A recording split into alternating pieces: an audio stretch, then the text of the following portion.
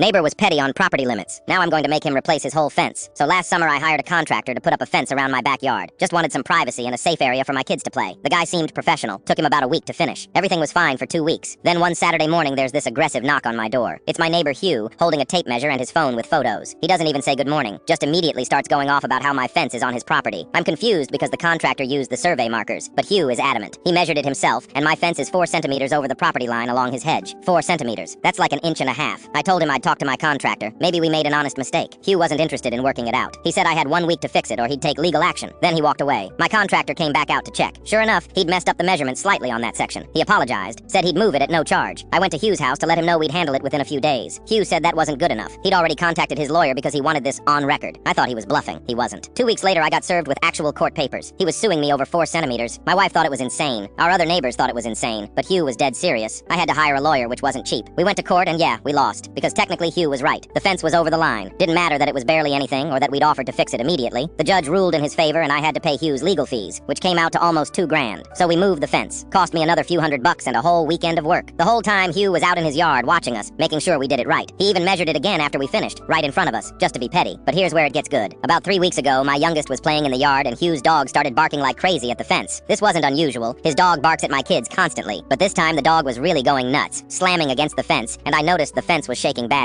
I got a better look at Hugh's fence and realized it was pretty short, maybe chest height on me. I didn't think much of it until my buddy Kevin came over for a barbecue that weekend. Kevin works in animal control for the county. He saw Hugh's dog and immediately recognized the breed. It's a Cane Corso, which is on our county's restricted breed list. Kevin mentioned, just casually, that owners of restricted breeds have to have special fencing. Specifically, 2 meters tall with a concrete foundation that goes at least 30 centimeters underground. It's a safety regulation. I looked at Hugh's fence again. It was definitely not 2 meters. I got my own tape measure and checked when Hugh wasn't home. 1 meter 40 centimeters. And I could literally see dirt under the fence posts. No concrete base at all. I did some research on the county website and sure enough, the regulations were exactly what Kevin said. Any restricted breed dog requires proper containment fencing. Failure to comply can result in fines and mandatory fence replacement. Now, I'm not normally a petty person, but this guy dragged me to court over 4 centimeters, made me pay his legal fees, stood there watching us move the fence like he'd won some major victory, and his dog barks at my 3 kids every single time they go outside. So yesterday, I filed a formal complaint with animal control. Included photos of his fence, photos of the dog, measurements, everything. I was very thorough. I even referenced the specific county code violations. I got a call back this morning. They're sending an inspector out next week. If Hugh's fence doesn't meet the requirements, which it definitely doesn't, he'll have 30 days to build a compliant fence around his entire property. Not just one side, the whole thing. A proper fence like that, for his yard size, is going to cost him somewhere between $8,000 and $12,000, and he can't just modify what he has. The regulations require complete replacement with specific materials and professional installation, all because he couldn't let 4 centimeters go. He wanted to play the technically correct game. Well, technically his fence is illegal. He wanted everything by the book. Now he's getting everything by the book. The inspection is scheduled for next Tuesday. I'll be home to watch.